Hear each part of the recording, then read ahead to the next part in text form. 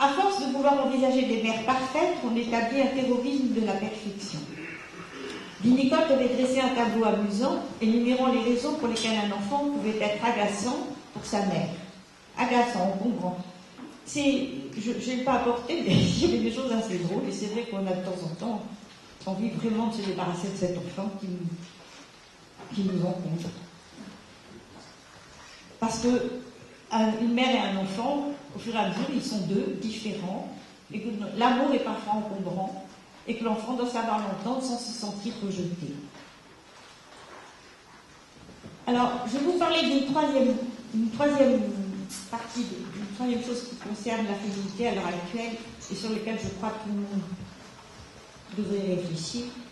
C'est que la féminité comme la maternité sont devenues depuis peu de temps un sujet d'étude aussi encombrant qu'énigmatique.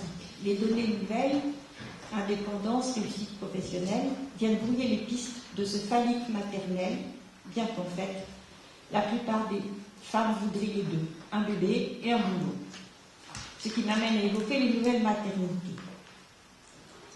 La contraception, l'avortement, les grossesses tardives, la fécondation in vitro, les mères porteuses, quelle profonde évolution avons-nous connue depuis une vingtaine d'années? René Friedman fait remarquer qu'à l'heure actuelle, un enfant peut avoir jusqu'à 5 parents.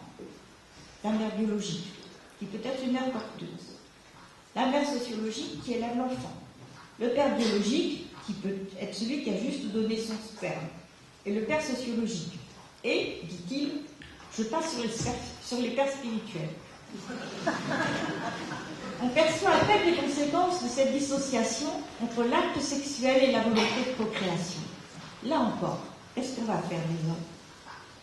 On croit que les progrès de la science ont tout rendu possible, alors qu'il va bien falloir admettre qu'il y a des limites. On assiste à une demande parentale irrésistible qui invoque le droit à l'enfant plutôt que le désir d'enfant. On a entendu le slogan « Un enfant si je veux, tant que je veux ». Et cela dans un climat de compétition et d'intolérance à tout handicap. L'enfant doit avoir un patrimoine génétique parfait. Vous vous rendez compte? Maintenant, quand il est, on commence à vous dire qu'il aura, je ne sais pas quoi, les poumons fragiles à tel âge, un cancer à tel autre âge, enfin, c'est pas des histoires. Et dans toutes ces décisions concernant les approches de ces nouvelles maternités, le rôle de la mère est en progression, alors que celui du père est bien moindre. Les femmes sont de plus en plus nombreuses à désirer un enfant après 40 ans. Elles sont très en forme, ne se voient pas vieilles, et d'ailleurs elles ne le sont pas. Elles sont dans un désir absolu, disant aux médecins « je veux et vous devez ». Et leur crainte n'est pas d'affronter les complications médicales, elles sont prêtes à tout. Elles traversent les frontières pour obtenir des dons d'ovocytes.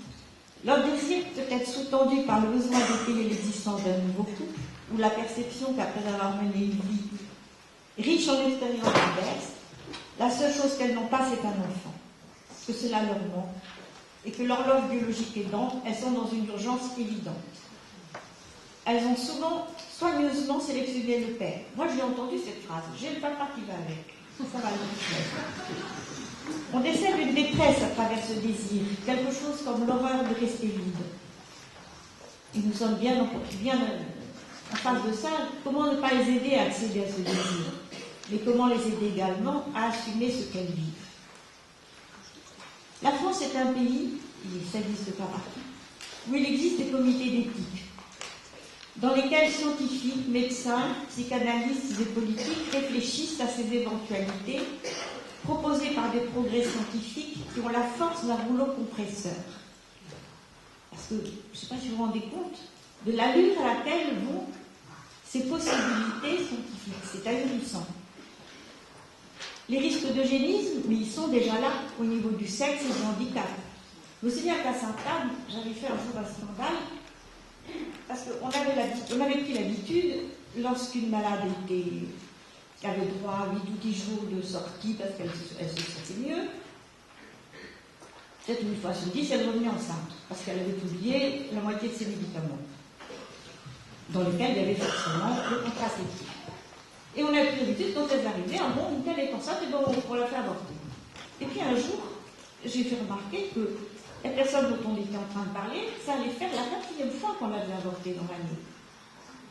Alors, j'ai posé la question, qu'est-ce qu'il y a de mieux pour cette femme qui a un équilibre pas très fameux, qu'on la fasse inventer une quatrième femme qu'elle est un enfant? Ça, je tiens froid, on n'a pas fait avorter cette jeune femme. D'ailleurs, je ne sais plus ce qu'elle est devenue parce que donc, les jeunes femmes étaient enceintes. Sainte Anne n'avait rien pour accueillir les femmes avec des enfants. Par conséquent, elle partait dans un autre endroit. Mais enfin, le service dans lequel j'étais est un service extrêmement sympathique, extrêmement ouvert, mais il ne se posait pas de questions. Il y a des questions que les gens ne se posent plus. Et puis le clonage reproductif n'est pas loin. Et c'est bien dans la perspective d'une perfection dominatrice que le clonage est envisagé. Après les meilleures vaches ou les meilleurs truies, quelles seront les autres créatures qui seront sélectionnées? On sait pourtant ce que signifie l'idéologie du furon dans la surévaluation du génétique. Et on va rejouer le péché originel. Pour les psychanalystes, le clonage est une folie. Faire du même, toujours du même, nous, on ne pourra plus. Nous n'aurons plus qu'à espérer qu'un généreuse hystérique oublié au fond d'une taïga quelconque ait la violence nécessaire pour faire sauter ce monde de fous. Toutes les femmes ne peuvent accéder à la maternité. Certaines n'ont même jamais désiré d'enfant. S'il est difficile d'aider une femme à faire le deuil de sa maternité, comment réparer cette blessure de ne pas pouvoir enfanter?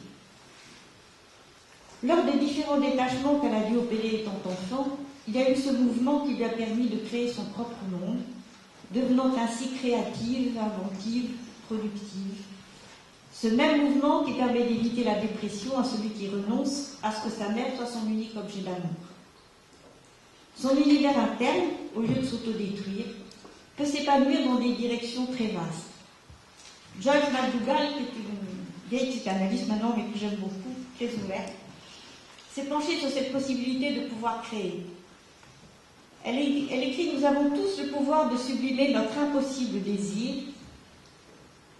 De cette façon, il nous est possible de produire des enfants parthénogéniques qui s'incarnent dans nos créations. Encore faut-il que ce ne soit pas généré par la résignation ou le dévouement.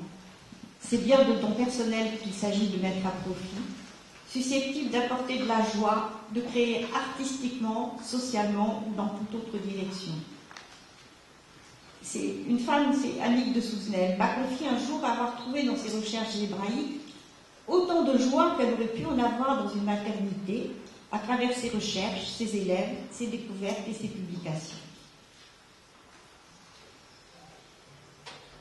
Voilà, je crois que c'est l'heure. Oui, c'est l'heure.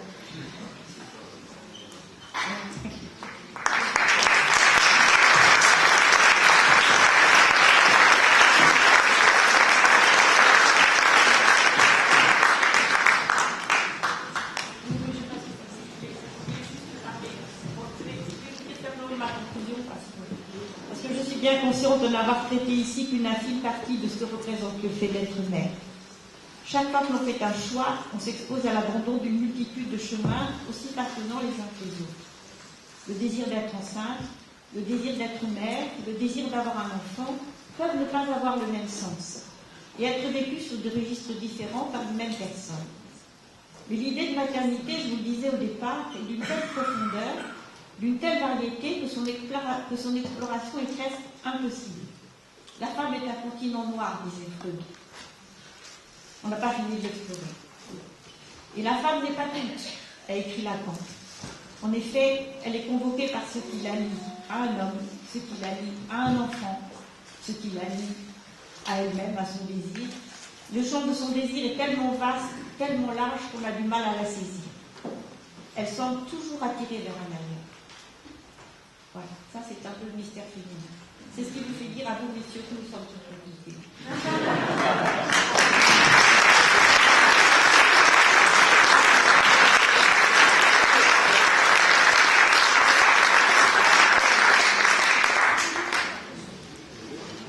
Un grand merci, madame.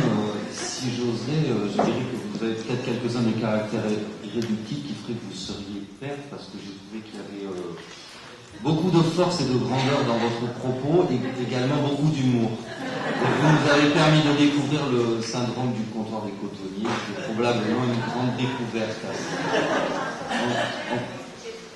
D'accord.